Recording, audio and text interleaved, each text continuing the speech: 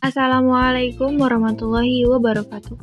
Halo semuanya, perkenalkan saya Intan Rafika dengan NIM 242510111064. Oke, pada kesempatan kali ini saya akan membahas yaitu tentang psikologi agama sebagai disiplin ilmu, yaitu bagaimana psikologi digunakan untuk memahami kehidupan beragam manusia.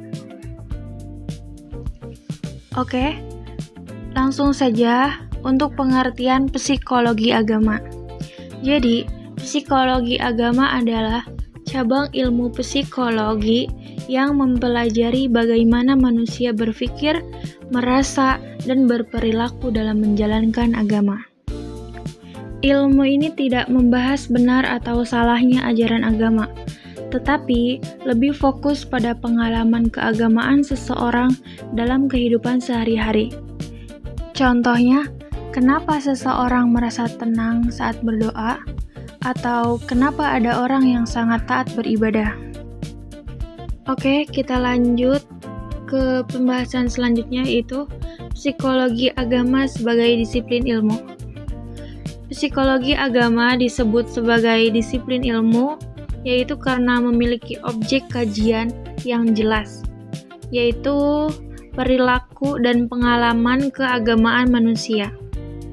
Selain itu juga, bidang ini menggunakan metode ilmiah, seperti observasi, wawancara, dan penelitian untuk memperoleh data yang dapat dipertanggungjawabkan. Dengan demikian, psikologi agama tidak hanya bersifat teori, tetapi juga dapat dikaji dan diteliti secara sistematis. Lanjut kita membahas tentang sejarah. Psikologi agama itu mulai berkembang sejak akhir abad ke-19, seiring dengan munculnya psikologi modern. Salah satu tokoh pentingnya yaitu bernama William James, yang meneliti pengalaman spiritual manusia. Awalnya, kajian ini hanya fokus pada pengalaman individu, tetapi sekarang sudah mulai berkembang menjadi ilmu yang membantu kita memahami hubungan manusia dengan agama secara lebih luas. Oke, kita lanjut ke tujuan psikologi agama. Jadi, psikologi agama ini bertujuan untuk memahami bagaimana sih agama memengaruhi kehidupan manusia, baik dalam cara berpikir, bersikap, maupun bertindak.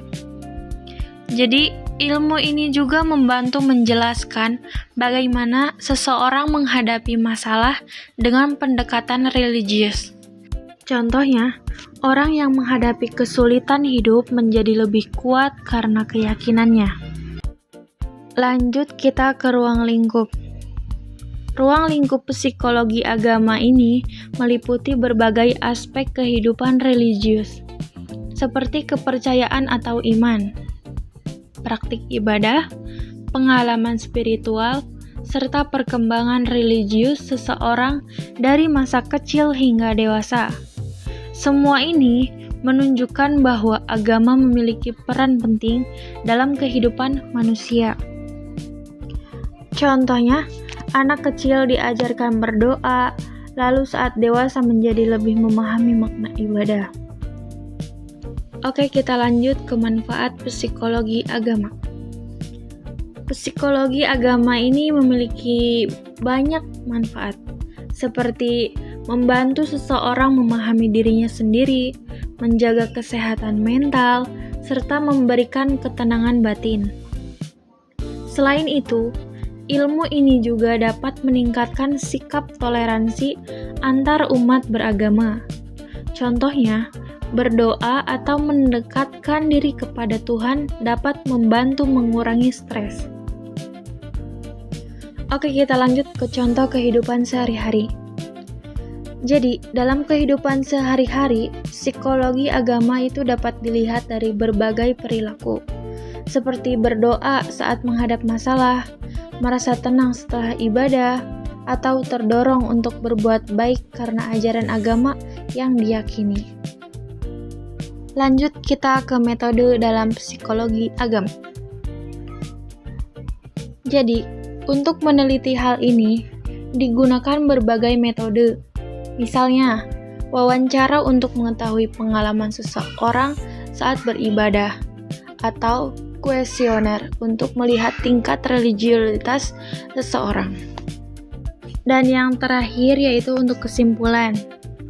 Psikologi agama ini merupakan ilmu yang mempelajari perilaku dan pengalaman keagamaan manusia.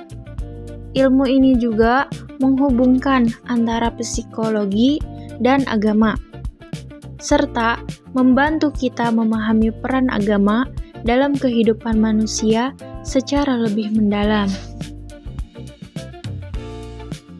Baik, mungkin cukup sekian pemaparan materi dari saya.